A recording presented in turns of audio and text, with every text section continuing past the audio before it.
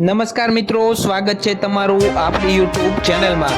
તો મિત્રો આજના મુખ્ય સમાચાર ઉપર નજર નાખીએ તો ગુજરાતમાં ભારે વરસાદની આગાહી, રેશન કાર્ડમાં થયા સૌથી મોટા ફેરફાર, ટોલ ટેક્સમાં નવી યોજના, લાયસન્સ આધાર આરસીમાં એકરૂપતા, ફ્રી ઇન્ટરનેટ યોજનાની ઘોષણા, ગુજરાતમાં તાબડતોડ સુરક્ષા અભિયાન, સગીર વાહન ચાલકોના માતા પિતા પર દંડ, મુદ્રા યોજનાની 10 વર્ષની સફળતા।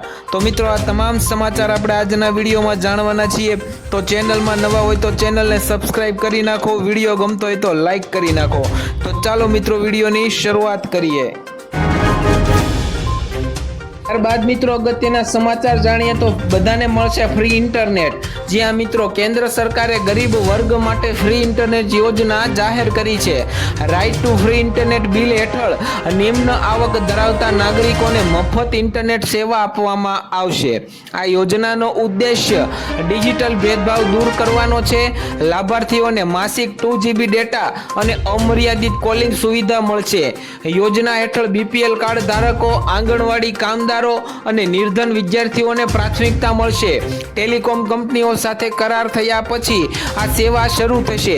સરકારનું કહેવું છે કે આ પગલાંથી ડિજિટલ ઇન્ડિયા અભિયાનને વેગ મળશે અને ગ્રામીણ વિસ્તારોમાં ઇન્ટરનેટની પહોંચ વધુ મળશે અને ત્યાંના લોકો પણ ઇન્ટરનેટની સુવિધાનો લાભ છે એ મફતમાં લઈ શકશે। તો મિત્રો આ વિશે તમારું શું કહેવું છે કમેન્ટમાં જરૂર લખજો અને તમે કયા ગામથી કયા સિટીથી જોવો છો વિડીયો એ પણ કમેન્ટ જરૂરથી કરી નાખજો।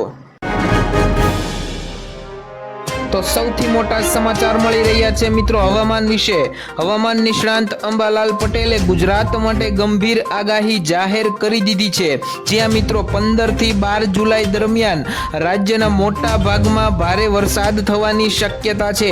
પંચમહાલ, મહીસાગર, સાબરકાંઠા અને કચ્છ જિલ્લાઓમાં 200 mm સુધી વરસાદનો રેકોર્ડ થઈ શકે છે।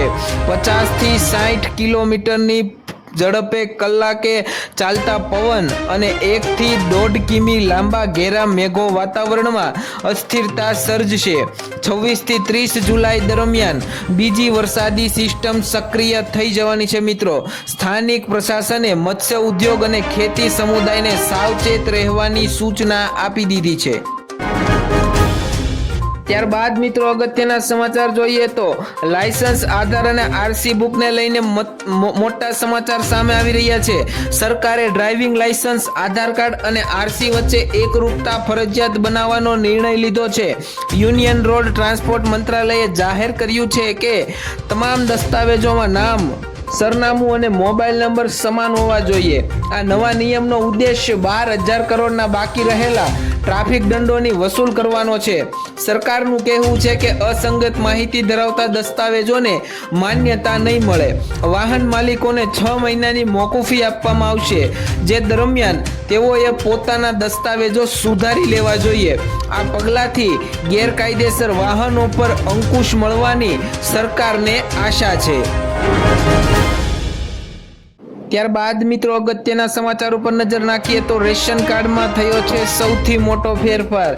જ્યાં મિત્રો કેન્દ્ર સરકારે રેશન કાર્ડ યોજનામાં 8 મુખ્ય ફેરફારો જાહેર કર્યા છે। 1 જૂન 2025 થી તમામ કાર્ડ ધારકોને માસિક 1,000ની નાણાકીય સહાય આપવામાં આવશે। 3 મહિનાનું રાશન અગાઉથી આપવાની વ્યવસ્થા શરૂ થશે।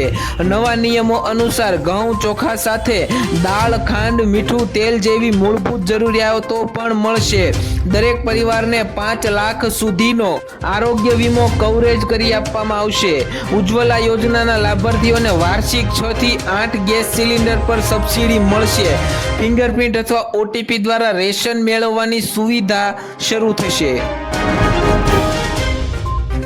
ત્યારબાદ મિત્રો વાત કરીએ મુદ્રા યોજનાની 10 વર્ષની સફળતા વિશે। તો મિત્રો પ્રધાનમંત્રી નરેન્દ્ર મોદીએ મુદ્રા યોજનાની 10 વર્ષની સફળતા પર અભિનંદન વ્યક્ત કર્યા। આ યોજના હેઠળ 50 કરોડથી વધુ લોકોને 10 લાખ કરોડથી વધુની નાણાકીય સહાય આપવામાં આવી છે। 75% લોન ગ્રામીણ વિસ્તારોના લાભાર્થીઓને મળી છે। મોદીએ જણાવ્યું હતું કે આ યોજનાએ દેશના નાના ઉદ્યોગો અને શિલ્પકારોને સશક્ત બનાવ્યા છે। 28% લોન SC/ST વર્ગને અને 21% લોન OBC વર્ગને મળી છે. સરકારના આંકડા મુજબ 68% લોનમાં મહિલાઓ છે.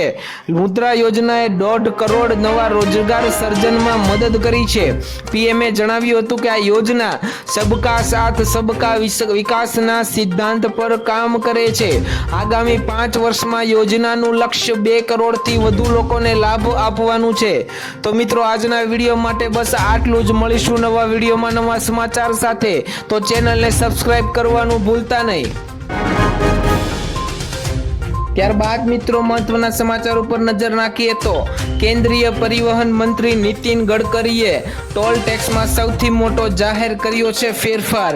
15 ઓગસ્ટ 2025 થી ફાસ્ટેગ આધારિત વાર્ષિક પાસ સિસ્ટમ લાગુ કરવામાં આવશે. 3000 માં 1 વર્ષ માટે અથવા 200 સફર સુધીની સુવિધા મળશે. આ યોજના કાર, જીપ અને બિન વાણિજ્યિક વાહનો માટે લાગુ પડશે. નવી પદ્ધતિથી ટોલ પ્લાઝા પર રાહ જોવાનો સમય ઘટશે અને ઈંધણની પણ બચત થશે. સરકારનું કહેવું છે કે આ યોજનાથી નિયમિત સડકો માટે નિયમિત આવક મળી રહેશે.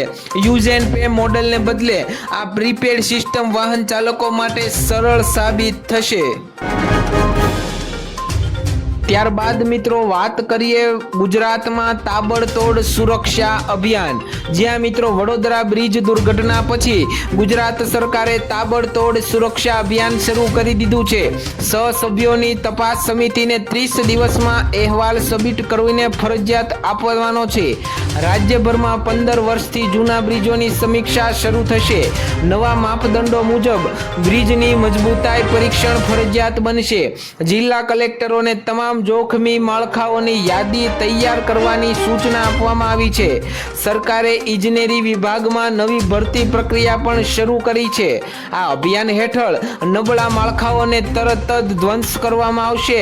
સીએમ ભૂપેન્દ્ર પટેલે જાહેર કર્યું છે કે આવી ઘટનાઓની પુનરાવર્તિતા રોકવા માટે કડકમાં કડક સરકાર તરફથી પગલાં લેવામાં આવશે, જેથી કરીને વડોદરા જેવી જે બ્રિજ દુર્ઘટના થઈ છે એમાં અન્ય લોકો મૃત્યુ ના પામે અને ભવિષ્યમાં પણ એવી બ્રિજ દુર્ઘટના થાય નહીં એના માટે સરકારે મહત્વનું પગલું જાહેર કર્યું છે. ત્યારબાદ મિત્રો મહત્વના સમાચાર વિશે વાત કરીએ તો 1 જુલાઈ 2025 થી સગીર વાહન ચાલકોના માતા પિતા પર કડક કાર્યવાહી શરૂ થશે. જ્યાં મિત્રો નવા મોટર વાહન કાયદા હેઠળ 18 વર્ષથી ઓછી ઉંમરના બાળક દ્વારા વાહન ચલાવવા પર માતા પિતા પર 25,000નો દંડ અને 3 વર્ષની જેલની સજા થઈ શકે છે. બાળકને બાઇક પર ત્રીજા વ્યક્તિ તરીકે બેસાડવા પર 1,000 રૂપિયા દંડ પણ લાગુ થશે. ટ્રાફિક પોલીસને વાહન જપ્ત કરવાની અતિરિક્ત સત્તા આપવામાં આવે છે. સરકારનું કહેવું છે કે આ પગલાંથી સગીરો દ્વારા થતા રોડ એક્સિડન્ટમાં ઘટાડો થશે. નવા નિયમોમાં શાળા કોલેજ પ્રશાસનને પણ જવાબદાર ગણવામાં આવશે જો તેઓ વિદ્યાર્થીઓ દ્વારા નિયમ ભંગ થતો જુએ.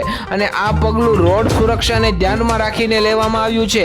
જ્યાં મિત્રો 18 વર્ષથી ઓછી ઉંમરના બાળકો રોડ ઉપર જે બાઇક ચલાવતા હોય છે અને એક્સિડન્ટ થતા હોય છે એ બચાવવા માટે આ સરકારે મહત્વનું પગલું લીધું છે. જો આ રીતે કોઈ પકડાશે તો માતા પિતા પર 25,000નો દંડ અથવા 3 વર્ષની જેલની સજા પણ થઈ શકે છે. એટલે તમારા બાળકોને વાહન આપતા પહેલા 100 વાર વિચારી લેવું મિત્રો.